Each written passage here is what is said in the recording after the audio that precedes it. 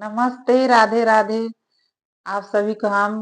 शंकर भगवान का भजन सुनाने जा रहे हैं। अगर भजन अच्छा लगे तो लाइक कीजिएगा, सब्सक्राइब कीजिएगा और शेयर भी कीजिएगा।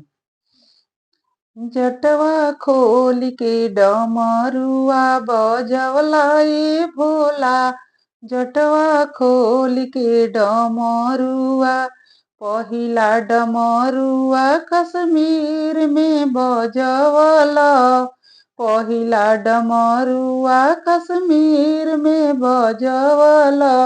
वैष्णो माता के जिया हर सवला ए भोला, जटवा खोल के डमरुआ बजवला ए भोला, जटवा खोल के डमरुआ बजवला ए भोला, दूसरा डमरुआ कलकत्ता में बजव, दूसरा डमरुआ कलकत्ता में बजवल, काली माई के जिया हरा सवला ए भोला,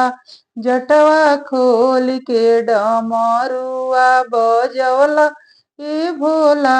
जटवा खोल के डमरुआ, तीसरा डमरुआ तू पटना में बजवला, तीसरा डमरुआ तू पटना में बज, पटन देवी माई के जिया हरा सवला ए भोला,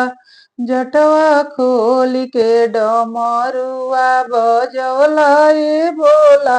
जटवा खोल के डमरुआ,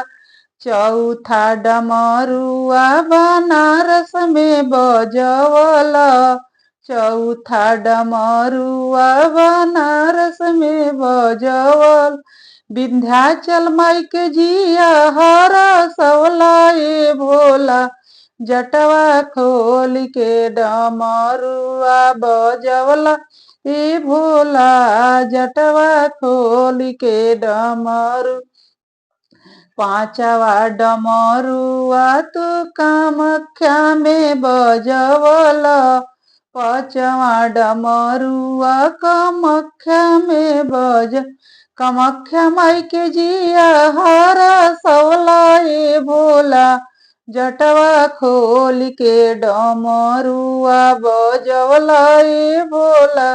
जटवा खोल के डमरुआ बजवला ए भोला, छठवा डमरुआ उजियार में बजवला,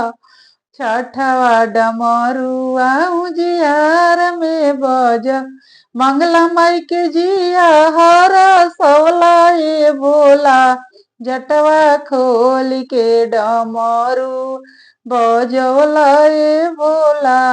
जटवा खोल के डमरुआ बजवला ए भोला।